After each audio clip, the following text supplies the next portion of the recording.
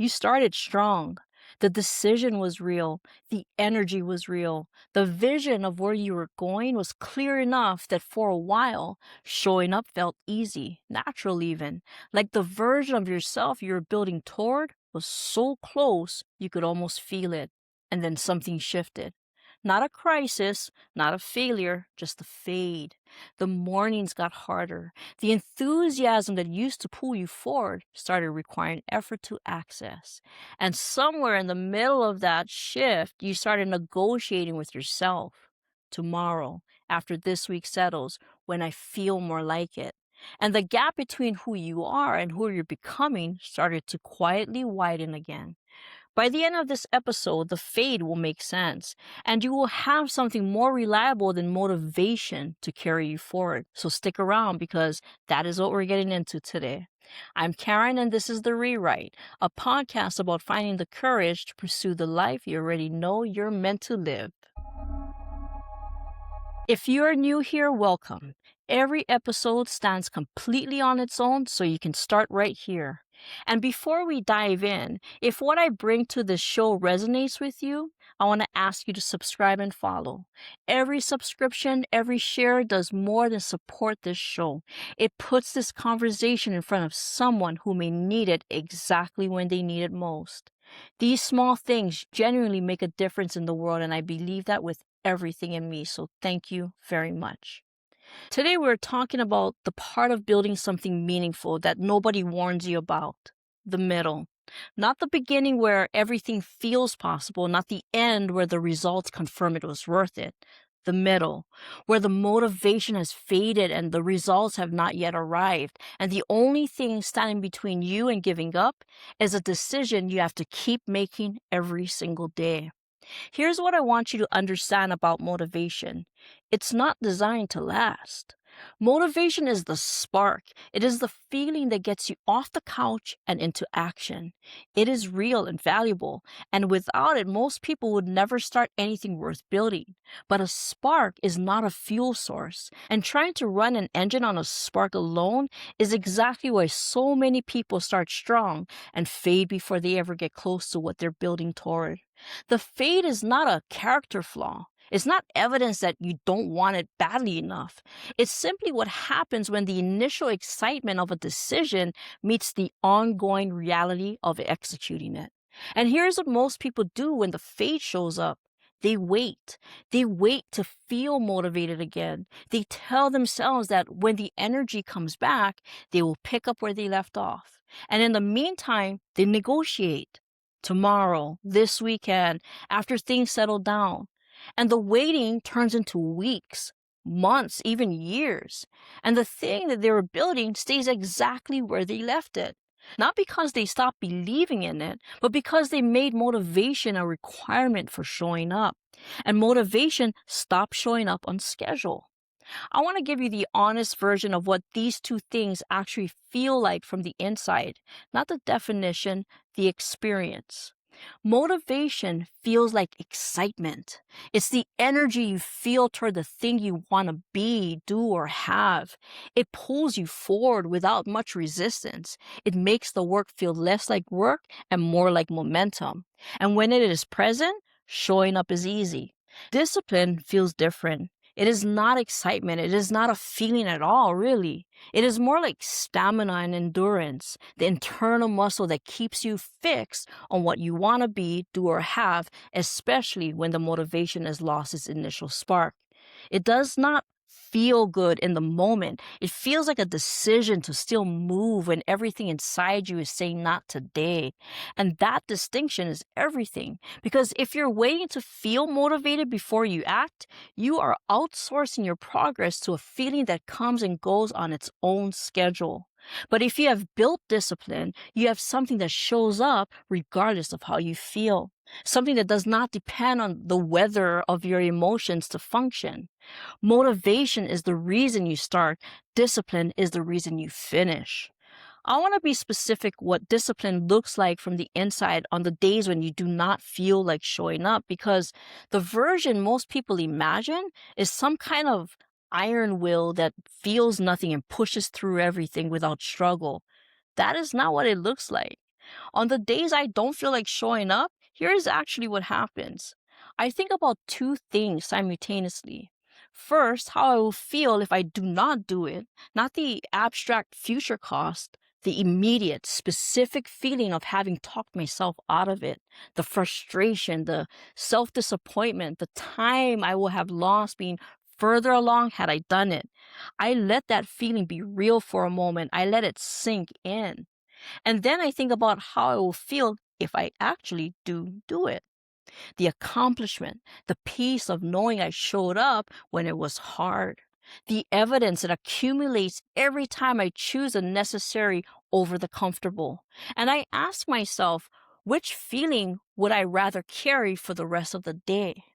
That question is not motivation. It is a decision making tool. And it works on the days when motivation has nothing to offer because it does not require a feeling. It requires a choice. This is not a principle I came up with. It has been lived out by some of the most disciplined people in history. And one of the clearest examples of it belongs to someone whose name most of you already know. And whether you follow basketball or not, the name Kobe Bryant carries a weight that goes far beyond the sport. And what made him legendary was not what most people think. Kobe Bryant is widely considered one of the greatest basketball players in history, but what separated him from other players who were equally or even more naturally gifted was not talent. It was discipline so consistent and so relentless that it became legendary. He was known for arriving at practice before anyone else and leaving after everyone had gone. He was documented working out at 4 a.m. not because he was always motivated to do so, but because he had made the decision long before the alarm went off that the work was non-negotiable. The feeling was irrelevant and the decision was already made. He once described his approach by saying that he had a love for the game that went beyond how he felt on any given day, that the work was not something he did when he felt like it. It was something he did because it was who he was. That is the shift this episode is asking you to make. From showing up when you feel like it to showing up because it is who you are. Non-negotiable, already decided, not subject to the mood of the morning. Kobe did not become Kobe because he was always motivated. He became Kobe because he built a discipline that did not require motivation to function. And the same principle is available to you in whatever you're building at whatever skill you're building it. I want to share something with you that I think is one of the most important things in this entire episode. Every time you talk yourself out of showing up, you're not just losing that day, you're sending a signal.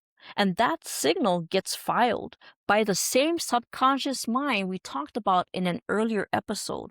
The one that cannot tell the difference between what is true and what you consistently tell it is true.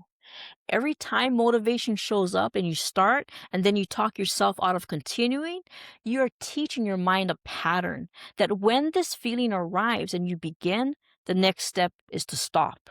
And over time, that pattern becomes a groove, and the groove becomes automatic until the motivation itself becomes a trigger for the exit rather than a doorway to the work. The only way to break that cycle is to literally break it. Not to understand it better or to feel more motivated the next time, to press through the discomfort, through the internal voice, through the tired, through the negotiations your mind will offer you at the threshold. Because every time you press through, you send a different signal. You teach your subconscious a different pattern. You build a different groove. One where starting leads to continuing, where the threshold is crossed rather than retreated from. And here's what happens when you stay fixed and focused enough to keep going past the threshold consistently. The milestones start arriving, and each one brings something that motivation never could on its own. Confidence. Real, earned, undeniable confidence that comes from having done the thing when you did not feel like doing it and discovering that you could. And that confidence does something remarkable. It motivates you, not the original spark motivation, something deeper, something that comes from evidence rather than excitement. The kind of motivation that doesn't fade because it's not built on a feeling. It's built on a record of who you have proven yourself to be. I want to speak to the person who is waiting to feel motivated again before they keep going. That feeling may take a long time to come back, if it comes back at all in the way you remember it to. And here's the honest truth about what happens while you wait. Every time that motivation eventually returns and you start again and then talk yourself back out of it, you are reinforcing the pattern. You're deepening the groove. You're making it harder, not easier, to break through the next time. The cycle does not break itself. You have to break it. And the way you break it is not by waiting for a better feeling, it is by making a decision that does not depend on a feeling. So decide now, before the alarm goes off, before the resistance shows up, before the negotiation begins. Decide that you are someone who shows up, not when you feel like it, always, because that is who you're becoming. And becoming requires doing before the feeling confirms it. And if there is a scheduling problem, find a way. If there is a circumstance, work around it. If the resistance is loud, press harder, because the resistance being loud means you are close to something that matters. Every milestone you hit will remind you of why you started and continue building the confidence to keep going and fuel a motivation that is no longer built on excitement, but on evidence. That is the version of this that lasts. So before the next episode, here's what I want you to do. Think about the one thing you have been waiting to feel motivated about before you return to it, and write your honest answer to this question. What is the one decision I can make right now, not tomorrow, not when I feel ready, that would break the pattern and move me one step forward? Not a plan, one decision, one step. And then act on it before you talk yourself out of it. If you want a structured place to do this work, I put together a free 10-week workbook that walks you through everything we have covered in the first 10 episodes of this show. It's completely free, and the link is in the description below. Thank you so much for being here with me today.